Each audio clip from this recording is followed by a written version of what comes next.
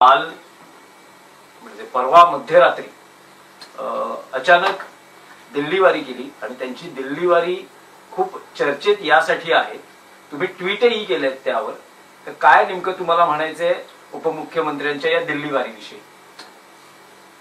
बघा, त्यांच्या पक्षाचं मुख्य नेते किंवा त्यांचे पक्षप्रमुख त्या गटाचे हे दिल्लीत आहेत. महाराष्ट्रात त्यांचं कोणी नाही किंवा गुजरातला आहे. हे काय मी चेष्टेने किंवा असं त्या अर्थाने बोलत नाही. हे सत्य आहे की त्यांचे नेते दिल्लीत आहेत. मग ते अमित शहा असतील, नरेंद्र मोदी असतील. कारण मुळात शिंदे हे जे पात्र आहे किंवा त्यांचा जो गट आहे तो या लोकांनी निर्माण केला. त्यांचे आदेश त्यांना पाळावेच लागतात. ते काय शिवसेना प्रमुखांच्या समाधीस्थळी जाऊन कौल लावत नाहीत की आता काय करायचं. त्याच्यामुळे ते गुरुपौर्णिमेच्या निमित्तानं 100% दिल्लीला जाणारच होते. त्यांचा कार्यक्रम ठरलेला होता. जाताना त्यांनी, मी जेव्हा तुम्हाला माहिती देतो तेव्हा ते अधिकृत माहिती असते. यापूर्वी सुद्धा आम्ही त्यांच्या दिल्ली भेटीवरती अनेक गोष्टी सांगितलेल्या आहेत. त्यांनी ते गुरुपौर्णिमेचं सगळं सामान त्यांच्या विमानातून नेलं होतं. हे त्यांचं काय पाय धुण्याचं, फुलं, पूजा अर्चा, आणि त्यानुसार कृष्णा मेनन मार्गावर आणि अन्यत्र ते गेले आणि त्यांनी त्यांची पूजा अर्चा केली. अमित शहांची गुरु म्हणून त्यांच्या चरणावर डोकं ठेवलं. त्यांच्या पायावर चाफ्याची फुलं वाहिली. मी सांगतो, त्यांच्या पायाला दोन्ही चंदन लावलं. हे फोटो जरी काढता आले नसले तरी माझ्याकडे पक्की माहिती आहे. आणि मग ते इतर नेत्यांना भेटले. त्यानंतर एकनाथ शिंदे यांनी देवेंद्र फडणवीस यांची तक्रार केली नेहमीप्रमाणे की ते आमची कोंडी करतायत, ते आम्हाला काम करू देत नाहीत, ते आम्हाला अडचणीत आणतायत, आमच्या आमदारांच्या चौकशा लावल्यात, अशा प्रकारच्या तक्रारीचा सूर होता. आणि त्यानंतर त्यांनी स्वतःच एक ऑफर अशी ठेवली की आता परत महाराष्ट्रात जी एकजूट झाली आहे मराठी माणसांची, ती अधिकाधिक भक्कम होईल आणि त्याचा त्रास आम्हाला होईल. काही करून ही एकजूट जी होते आहे त्याच्यामध्ये आपल्याला लक्ष घालावं लागेल तुम्हाला. आणि हे मराठी माणसाची एकजूट कशी तोडता येईल, ती तुटली नाही तर राजकीय दृष्ट्या आपल्याला फार मोठं नुकसान होईल. याच्यावर दोघांनी चर्चा केली. ह्याच्यावरती अमित शहानी विचारलं, फिर शिंदेजी क्या आपके मन में क्या है? तेव्हा शिंदेजी म्हणाले की मला मुख्यमंत्री करणं हा त्याच्यावरचा उपाय आहे. मी जर मुख्यमंत्री झालो पुन्हा तर मी या सगळ्या गोष्टी थांबवीन आणि ती थांबवल्यामुळे महाराष्ट्राचं राजकारणाला स्थैर्य लावेल. हे त्यांनी अमित शहाना सांगितलं. मला मुख्यमंत्री करा. आणि परत अमित शहा म्हटले की अब मुख्यमंत्री तो बीजेपी का ही होगा. त्याच्यावर त्यांनी सांगितलं की मी माझ्या गटासह पूर्णपणे भारतीय जनता पक्षामध्ये विलीन व्हायला तयार आहे. मी विलीन व्हायला तयार आहे, पण मला मुख्यमंत्री करा. हे त्यांचं जे भूमिका आहे ही त्यांनी वारंवार याआधी सुद्धा सांगितलेली आहे. आणि काल पुन्हा एकदा ते इतके डेस्परेट आहेत की मी माझा जो काय गट आहे तुम्ही स्थापन केलेला हा तुमच्याकडे मी विलीन करतो, पण मला मुख्यमंत्री करा. इतका डेस्परेट राज्यकर्ता किंवा मंत्री मी महाराष्ट्राच्या राजकारणात याआधी पाहिला नव्हता. वारंवार दिल्लीत जाणं, दिल्ली पुढे नाक घासणं, हे प्रकार आधी झालेले आहेत. काँग्रेसच्या राजवटीत सुद्धा दिल्लीतून सगळ्या हालचाली होत होत्या. पण स्वतःला शिवसेना म्हणून घेणाऱ्यांनी, स्वतःला बाळासाहेब ठाकरे यांचे अस्सल वारसदार म्हणून घेणाऱ्यांनी अशा प्रकारची विधानं करणं, खाजगीत असतील बाहेर असतील किंवा जाऊन त्या दिल्लीतल्या राज्यकर्त्यांसमोर झुकणं, हे महाराष्ट्रासाठी लज्जास्पद आहे. मी जे बोलतोय ते 100% सत्य आहे. सांगतोय ते 100% सत्य नसेल तर त्यांनी माझ्याशी प्रतिवाद करावा. हे असंच घडलेलं आहे. नाही, पण राऊत साहेब, शिंदे यांचे सहकारी आणि मंत्रिमंडळातलेही सहकारी संजय शिरसाट यांना इन्कम टॅक्सने पाठवलेली नोटीस स्वतः त्याची कबुली संजय शिरसाट यांनी दिली आहे. त्यानंतर शिवसेनेचे खासदार डॉक्टर श्रीकांत शिंदे यांनाही इन्कम टॅक्सची नोटीस आल्याचं जी काही माहिती समोर आली, आता त्यांनी खरं तर त्याचं खंडन केलेलं आहे, पण तशी माहिती असं म्हटलं जातं की शिरसाट यांनीच दिली. आणि शिंदे यांचा दिल्ली दौरा, तुम्हाला काही कनेक्शन वाटतं का? शिंदे यांच्या जवळच्या काही लोकांवरती भविष्यामध्ये नक्कीच कारवाया होणार आहेत. त्या प्रकारचे अस्सल पुरावे केंद्रीय तपास यंत्रणांच्या हाती लागलेले आहेत आणि यापुढे त्यांना वाचवणारा शक्ती दिल्लीमध्ये कमजोर होताना मला दिसत आहेत. शिंदेपेक्षा दिल्ली जास्त मला माहिती आहे आणि केंद्रीय तपास यंत्रणांच्या कामाची पद्धत सुद्धा मला माहिती आहे. इन्कम टॅक्सची नोटीस मी फार गांभीर्याने घेत नाही, हा इशारा आहे, हा एक इशारा आहे. याच्यापेक्षा काही वेगळ्या घडामोडी साधारण ऑगस्टच्या अंतापर्यंत घडतील असे मला संकेत आहेत आणि या राज्याच्या राजकारणामध्ये मोठी उलथापालथ त्याच्यामुळे होऊ शकेल. हे जे संबंधित मंत्री ज्यांना इन्कम टॅक्सची नोटीस आली त्यांचा एक व्हिडिओ मला आत्ता कोणीतरी पाठवला आणि त्यामध्ये हे मंत्री महोदय बाजूला पैशाच्या बॅगा घेऊन बसलेले आहेत आणि नोटांची बंडलं दिसत आहेत. त्याच्यामध्ये ही चित्र सर्वत्र जातात. हे पुरावे जे आहेत हे सर्वत्र जात असतात. तुम्ही या सरकारमध्ये आहात म्हणून आपल्याला कोणी हात लावणार नाही, हा एक भ्रम असतो आणि हा भ्रम काही काळ टिकतो. योग्य वेळ येतात हे सगळे पुरावे कुठेतरी गोळावत असतात आणि त्यानंतर त्याच्यावरती कारवाई होत असते. ती सगळ्यांवर होते, त्याच्यापासून कोणी वाचत नावं, त्याचा बचाव होत नाही. सत्तेचं प्रोटेक्शन, संरक्षण हे तात्पुरतं असतं आणि तुम्हाला या सगळ्या कारवाईला भविष्यात तोंड द्यावं लागेल. जसजसे तुमचे दिल्लीतले संरक्षक कमजोर होतात, कमजोर पडतात, अशा वेळेला तपास यंत्रणा त्यांच्याकडल्या सगळ्या फाईल्स उघडतात आणि त्या आता हळूहळू उघडायला सुरुवात झाली आहे. एकतर तुम्हाला पूर्णपणे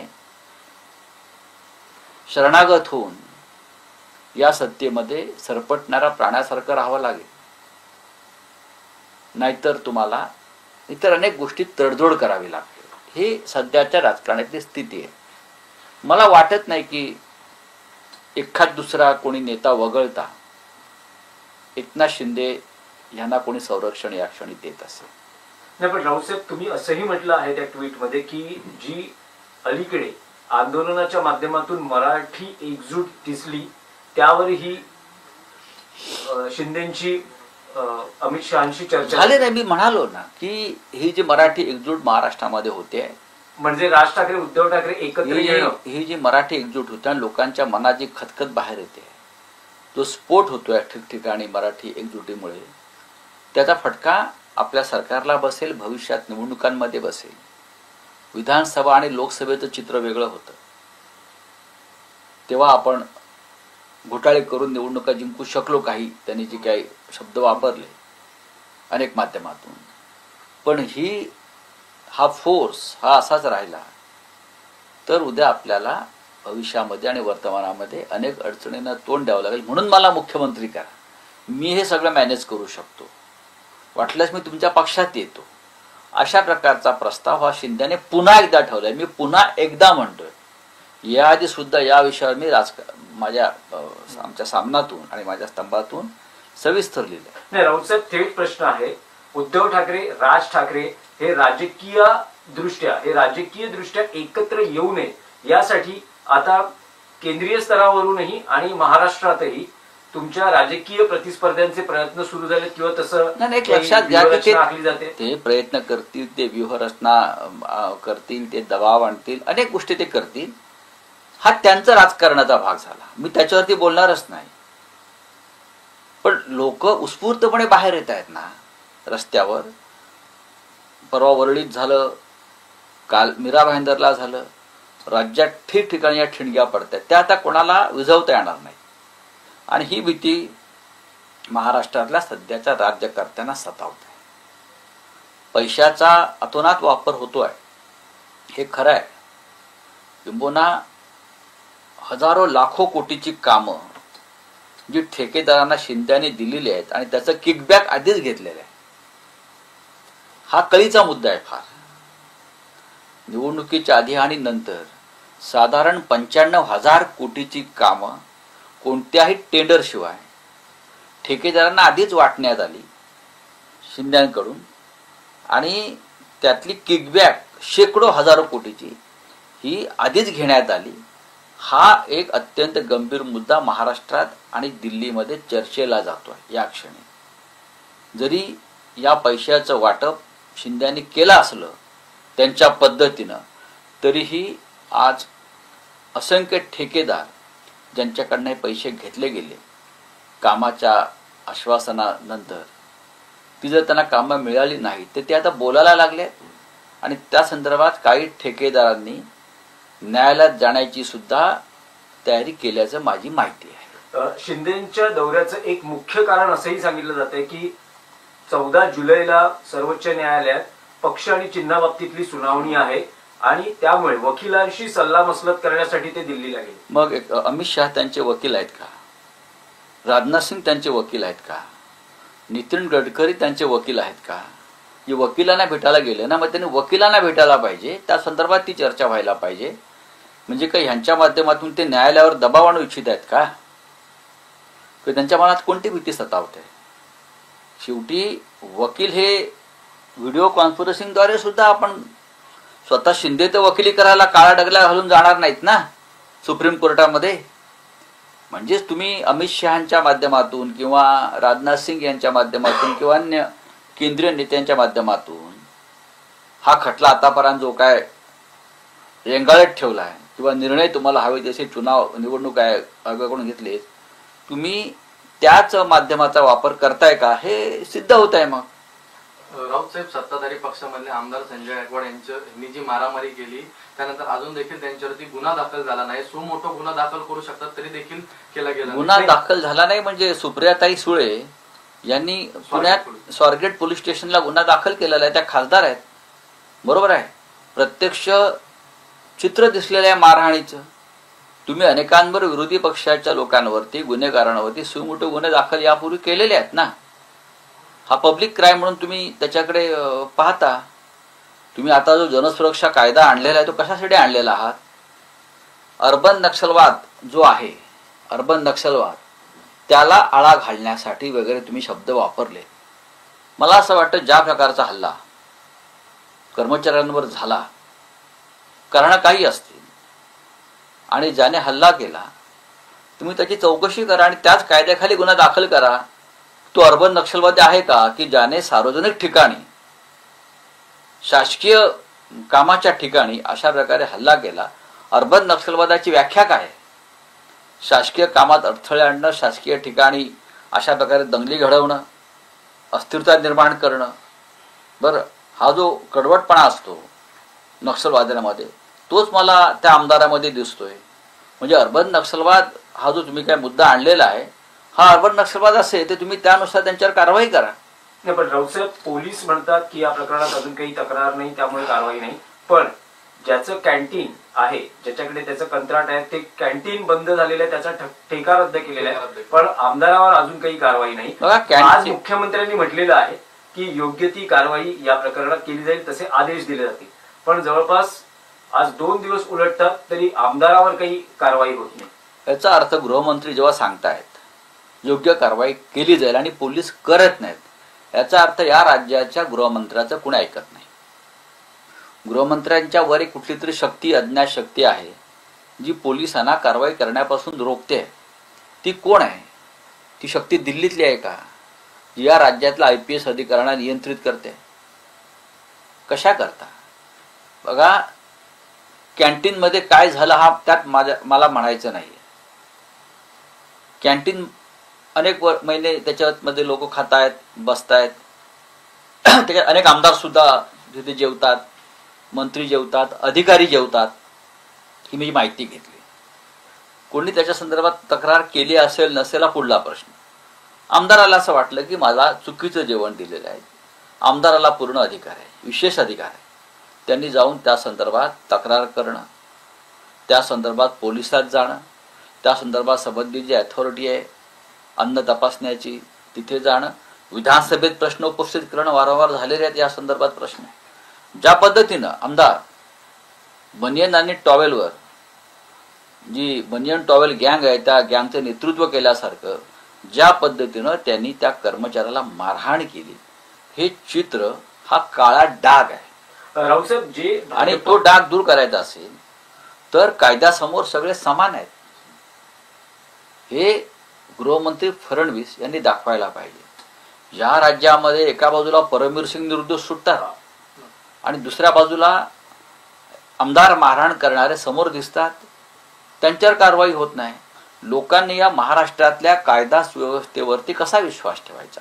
राऊसाहेब, जे भाजप खासदार निशिकांत दुबे आहे, जे वारंवार महाराष्ट्राच्या बाबतीत वादग्रस्त विधान करतात, त्यांच्या बाबतीतली एक माहिती समोर आली आहे की त्यांचा मुंबईत खार सांताक्रूज येथे एक आलिशान फ्लॅट आहे.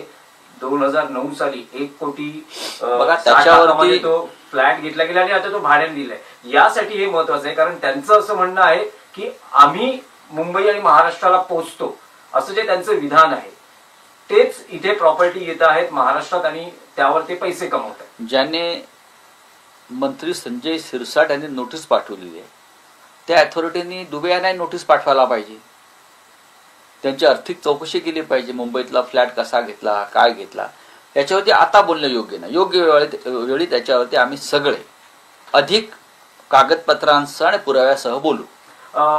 मीरा रोड मध्ये एकूण जे 2 दिवसात घडलं आणि त्यानंतर आता मनसे अध्यक्ष राज ठाकरे स्वतः मीरा रोडला जाणार आहेत आणि तिथे आपली एक व्यापक भूमिका स्थानिकांसमोर मांडणार आहेत. 18 जुलैला त्यांचा मीरा रोडला दौरा होतोय.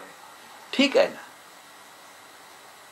असा एखादा कार्यक्रम ठरला असेल आणि ते जात असतील त्याच्यावरती विशेष भाष्य करण्याची गरज नाहीये. मराठी लोक एकत्र आले, त्यांच्यावर जो अन्याय झाला त्या संदर्भात सगळेच लोक, सर्व पक्षाचे सर्व संघटनांचे लोक मराठी एकीकरण समितीच्या नावाखाली एकत्र आले.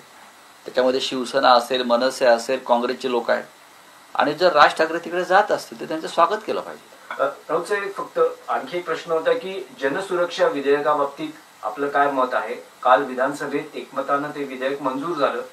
राज्याचे मुख्यमंत्री असं म्हणता आहेत की नक्षलवाद आणि माओवादी चळवळींविरुद्धचा हा कायदा आहे, विरोधी पक्षावर या कायद्याच्या माध्यमातून कारवाई होणार नाही आणि ज्या काही नक्षलवादी संघटना कार्यरत आहेत त्यांच्यावर नियंत्रण आणणं किंवा त्या समूळ त्यांना उखडून टाकणं या उद्देशानं हा कायदा तयार केला गेलेला आहे. हे ठरवायचं कोणी, हा नक्षलवादी आहे की माओवादी, हे तुम्ही ठरवणार आहात. त्या संदर्भातली एक समिती स्थापन झाली, सर्व न्यायाधीश असतील, स्थानिक असं आहे की अशा प्रकारच्या कायद्याचा गैरवापर कसा होतो विरोधकांचा आवाज दडपण्यासाठी आम्ही अनुभवलेला आहे. PMLA कायदा हा स्मगलर्स, काळा बाजारवाले, अंमली पदार्थाचा व्यापार करणारे, गुन्हेगारी स्वरूपाचा पैसा वापरणारे अशा लोकांच्या विरुद्ध असताना आमच्यासारख्या राजकीय कार्यकर्त्यांच्या विरोधामध्ये तो कायदा वापरला गेला कारण आम्ही विरोधामध्ये आहोत तुमच्या. हा कायद्याचा PMLA कायद्याचा सरळ सरळ गैरवापर आहे. हे फडणवीसांना मान्य आहे का? तुमच्या पक्षात जे आले या कायद्याच्या वापरासंदर्भात ज्यांच्यावर कारवाई होत होती ते जेव्हा तुमच्या पक्षात आले तेव्हा त्यांच्या सुटका झाल्या आणि त्याच कायद्याचा बडगा महाराष्ट्रामध्ये मी असेल, अनिल देशमुख असतील, छगन भुजबळ असतील, त्यानंतर नवाब मलिक असतील, काही उद्योगपती असतील, काही इतर आमचे सहकारी असतील, त्यांना अटका केल्या किंवा त्यांना धाक दाखवून त्यांना पक्षांतर करायला भाग पाड. असे अनेक लोक तुमच्या पक्षात गेले आणि त्यांच्यावरच्या कारवाया थांबल्या. तसाच हा कायदा आहे ना. तुम्ही या जनसुरक्षा कायद्याचा गैरवापर करून विरोधकांचा आवाज दडपणारच आहात हे आम्हाला माहिती आहे. नक्षलवादी कोण? मग संजय गायकवाडची कारवाई का नाही झाली? कायद्याचं राज्य आहे म्हणता ना तुम्ही. दहशतवाद्यांना तुम्हाला किंवा अशा प्रकारे दंगलखोर किंवा राज्य अस्थिर करणाऱ्या लोकांवर तुम्हाला जर कारवाई करायची असेल तर कारवाई करा ना. मग तुमच्या समोर ढळढळीत आमदार शासकीय जागेमध्ये अशा प्रकारच्या हाणामाऱ्या करतोय, मर्डर, अटेम्प्ट टू मर्डर, हत्येचा प्रयत्न करतोय, तिथे तुम्ही शेपूट घालता.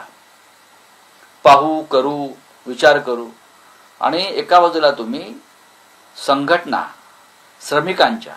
श्रमिकांच्या कष्टकऱ्यांच्या आदिवासींच्या मोडून काढण्यासाठी हा कायदा आणता.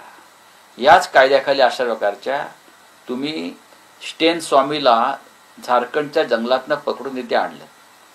तो आदिवासींचे संघटन करत होता, तर चुकीचं काय? महाराष्ट्रात अशा प्रकारे संघटनेत काम करणारे लोक आहेत. उद्या ह्या कायद्याखाली तुम्ही अभयभंगना अटक कराल. या कायद्याखाली तुम्ही पालघर, डहाणू या पट्ट्यात जे आदिवासी संघटना काम करतायत, उल्का महाजन सारख्या किंवा त्यांचे सगळे सहकारी, त्यांना अटक कराल. याच कायद्याखाली तुम्ही दलित समाजामध्ये अनेक संघटना काम करतात, आवाज उठवतायत. ईव्हीएमच्या विरुद्ध असतील किंवा त्यांच्यावरच्या अन्यायाविरुद्ध असतील, त्यांना तुम्ही अर्बन नक्षलवादी ठरवून अटक कराल. हे आम्हाला माहिती आहे. तुम्हाला कोणाचाही विरोध या राज्यात आणि देशात नको आहे आणि त्यासाठी हा कायदा आणलेला आहे. थँक्यू, धन्यवाद. अब हो गया.